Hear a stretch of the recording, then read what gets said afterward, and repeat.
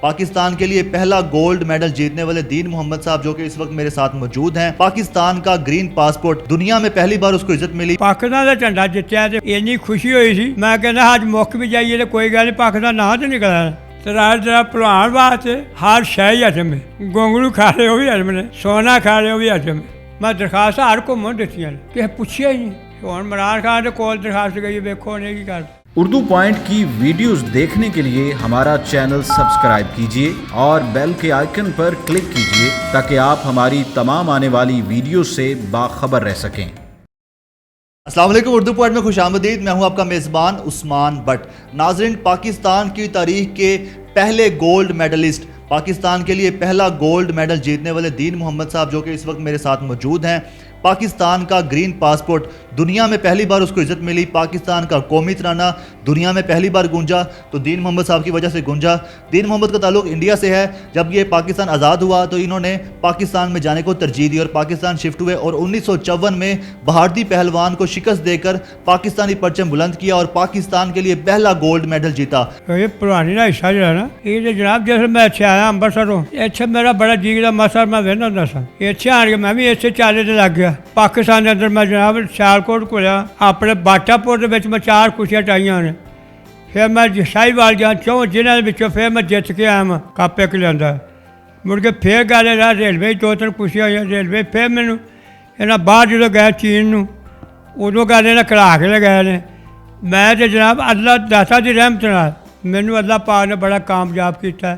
جس میں پاکستان کا جھنڈا جتیا تو ہوا اینی خوشی ہوئی سی. میں کہنا اج مک بھی جائیے تو کوئی گل نہیں, پاکستان نہ تو نکلا. کہ اللہ پاک نے بڑی رحمتیں کی. اللہ انہوں نے جندہ رکھے, کوئی گل نہیں. کچھ حکومتوں نے سلوک نہیں کیا مسلمانوں نے. آپ نے جب پہلا گولڈ میڈل جیتا, دنیا میں پاکستان کا نام بلند کیا, جب آپ پاکستان آئے تھے تو پاکستانی حکومت نے آپ کے لیے کیا کیا؟ سنا آپ کو سونے کے کچھ سکے دے رہے تھے, آپ نے کہا تھا مجھے سونا نہیں چاہیے, مجھے زمین چاہیے. اس بارے میں ذرا بتائیے گا, وہ کیا واقعہ تھا؟ فیروز خان وزیر اعلیٰ بڑا ملیا, کراچی بڑا ملیا. لاہور آ گئے, لاہور آ کے ہاتھی سے چڑھا کے تو لاہور سارے پھڑایا. شام ਨੂੰ ਹਾਥੀ ਉਹਨਾਂ ਅੰਦਰ ਵਾੜ ਲਿਆ ਅਤੇ ਮੈਂ ਪੈਦਲ ਆਪਣੇ ਘਰ ਆ ਗਿਆ. ਮੈਨੂੰ ਫਿਰ ਨਾ ਸੱਜਾ, ਮੈਂ ਗਿਆ ਜਨਾਬ ਬਾਗ ਦੇ ਵਿੱਚ ਮੈਨੂੰ ਤਕਮਾ ਲੱਗੇ ਦੇਣ ਸੋਨੇ ਦਾ. ਮੈਂ ਹੀ ਲੈਣਾ. ਕਿਉਂ? ਮੈਂ ਗਰੀਬ ਆਦਮੀ ਹਾਂ, ਜਿਹੜੀ ਮਿਹਨਤ ਕੀਤੀ ਹੈ ਨੀਅਤ, ਮੈਨੂੰ ਕੋਈ ਰਕਬਾ ਮਿਲਣਾ ਚਾਹੀਦਾ.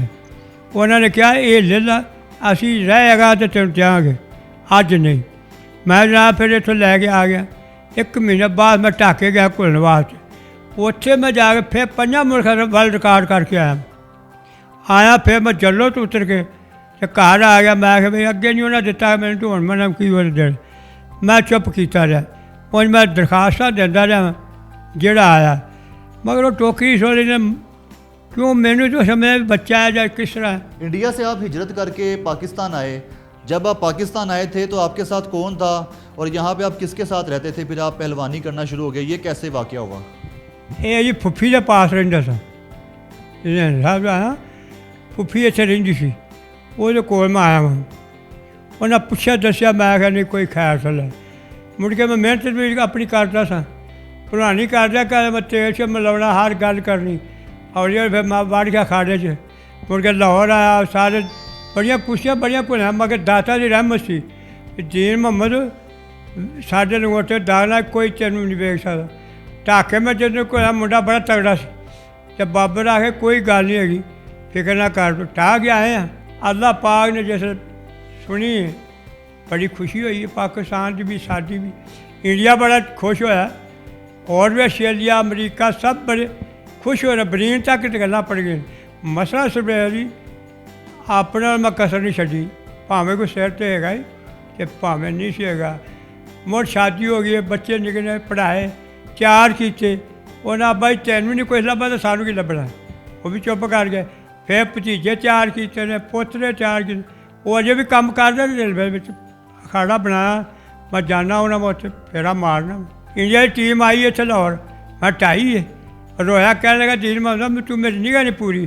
میں کہا بھائی تاڈا نبی ہو رہے تو میرا نبی ہو رہے. اللہ نے بڑی عزت بنائی بے با. کون کون سے ملکوں میں گئے ہیں آپ پہلوانی کے لیے؟ کہاں کہاں آپ نے پاکستان کا پرچم بلند کیا ہے؟ پہلے چین گیا وا, پھر کلمبو پتہ کہڑا شہر ہے, کوتھے گیا. ਉੱਥੋਂ ਫਿਰ ਆਸਟ੍ਰੇਲੀਆ ਜਦੋਂ 18 ਮੁਲਕ ਇਕੱਠੇ ਹੋਏ ਨੇ, ਫਿਰ ਇੱਥੋਂ ਮੈਂ ਲਾਹੌਰ ਘੁਲ ਕੇ ਫਿਰ ਗਿਆ, ਜਾ ਕੇ ਫਿਰ ਘੁਲਿਆ। ਫਿਰ ਅੱਲਾ ਨੇ ਰਹਿਮਤ ਕੀਤੀ ਬਹੁਤ, ਪਾਕਿਸਤਾਨ ਦੀ ਅੱਲਾ ਨੇ ਮੋਹਰ ਜਿੰਦਾ ਕੀਤੀ, ਝੰਡਾ ਖੜਾ ਹੋਇਆ, ਬੜੀ ਖੁਸ਼ੀ ਹੋਈ, ਬੜੀ ਬਾਤ।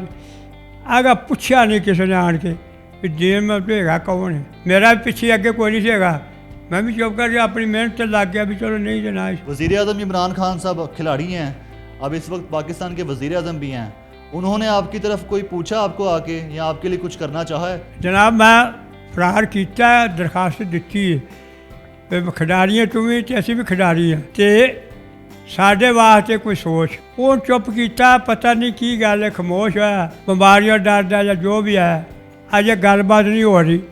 गलबात तो उधर नहीं जो सामने पता लग रहा मैं कौन है तो वो कौन है।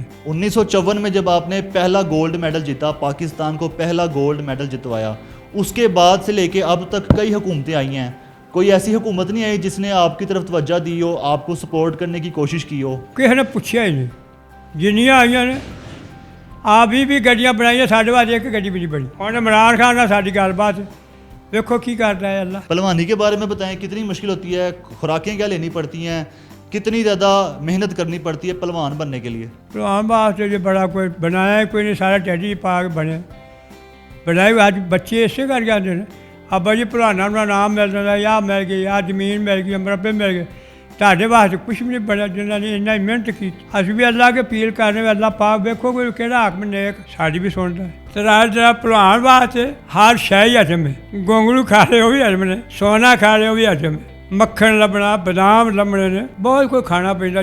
ਕਿਉਂ ਉਸ ਵੇਲੇ ਅਸਰ ਹੁੰਦਾ ਜੋ ਖਾਈ ਜਾ, ਗਾਜਰਾਂ ਖਾ ਲੈ, ਖੀਰੇ ਖਾ ਲੈ, ਮੱਖਣ ਖਾਇਆ, ਦੁੱਧ ਪੀਏ, ਚਾਹ ਪੀ, ਸਭ ਕੁਝ ਹਜਮ ਹੁੰਦਾ। ਤੁਹਾਨੂੰ ਹੁਣ ਮੌਕਾ ਮਿਲੇ ਪਹਿਲਵਾਨਾਂ ਨੂੰ ਟ੍ਰੇਨ ਕਰਨ ਦਾ, ਪਹਿਲਵਾਨਾਂ ਨੂੰ ਤਿਆਰੀ ਕਰਾਉਣ ਦਾ, ਤਾਂ ਤੁਸੀਂ ਤਿਆਰੀ ਕਰਾਓਗੇ? ਨਵੇਂ ਪਹਿਲਵਾਨ ਤਿਆਰ? ਮੈਂ ਜਨਾਬ ਕਰ ਰਿਹਾ, ਲਾਹੌਰ ਉੱਥੇ ਅਖਾੜਾ ਬਣਿਆ, ਉੱਥੇ ਮੁੰਡੇ ਆਪਣੇ ਭਤੀਜੇ ਪਿਆ ਤਿਆਰ ਹੋ ਰਹੇ ਨੇ, ਇਸੇ ਕਰਕੇ ਵੀ ਇੱਕ ਦਾ ਫਿਰ ਵੇਖੋ ਰੱਬ ਮੋੜਮ मगर वेंदे ने पै भी प्रधान तेरा की बात है। आपको क्या अफसोस नहीं होता अब कि मैंने पाकिस्तान के लिए इतना बड़ा एजाज़ हासिल किया, पाकिस्तान हुकूमत जो है सपोर्ट ही नहीं करती? कोई अफसोस होता है आपको? ये सोच जनाब हम जो मगरले उठे ना बच्चे मेरे, वो बहुत ही सोच मैंने लिखने पै भी अब्बा जी भलवाना बड़ा कोई मिला, बड़ा कोई मिला, ਤੁਹਾਨੂੰ ਤੁਸੀਂ ਇੰਨਾ ਕੀਤਾ, ਤੁਹਾਨੂੰ ਉਹਨਾਂ 10 ਕਿੱਲੇ ਪਹਿਲੀ ਦੇ ਸਕੇ, ਕੋਈ ਮਕਾਨਾਂ ਵਾਲੇ ਜਗ੍ਹਾ ਨਹੀਂ ਦੇ ਸਕੇ, ਕੀ ਕੀਤਾ ਜੇ? ਜਿਨ੍ਹਾਂ ਬਾਗ ਤੁਹਾਨੂੰ ਬੁਲਾਇਆ ਸੀ ਇਜਾਜ਼ ਦੇਣ ਲਈ, ਕੋਈ ਮੈਡਲ ਵਗੈਰਾ ਦੇਣ ਲਈ, ਤੁਸੀਂ ਲੈਣ ਤੋਂ ਇਨਕਾਰ ਕਰਦਾ ਸੀ, ਉਹਦੀ ਕੀ ਵਜ੍ਹਾ ਸੀ?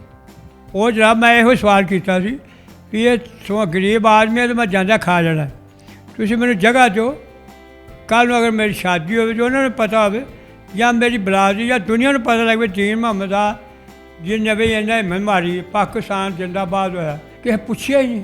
मैं दरखास्त हर घूमन दित्तियां ने, ये भी नहीं लिख के दे गया, वो सुट देने, मैं फिर चुप है। हुण इमरान खान के कोल दरखास्त गई, देखो नहीं की करता। जी ये हमारे साथ दीन मोहम्मद जो कि पाकिस्तान के पहले गोल्ड मेडलिस्ट, आज ये किस हाल में रह रहे हैं? आज पाकिस्तान हुकूमत इनको सपोर्ट नहीं कर रही। जब इन्होंने 1954 में गोल्ड मेडल जीता तब से लेकर अब तक कई हुकूमतें आई, कई तरह के हुकूमती अहदेदारान आए, किसी ने भी इनको सपोर्ट नहीं किया, इनकी तरफ तवज्जो नहीं दी। स्पोर्ट्स बोर्ड ने अपने तौर पर इनके ग्रैंड सन को एक जॉब दे दी है, लेकिन हुकूमत पाकिस्तान ने इनके लिए कुछ नहीं किया। ये सोचते हैं कि आज अगर ये पाकिस्तान में ना होते, किसी यूरोपियन कंट्री में होते, अमेरिका में, बरतानिया में होते और उनके लिए इन्होंने अगर पहला गोल्ड मेडल जीता होता तो यकीनन ये आज इस हाल में ना रह रहे होते।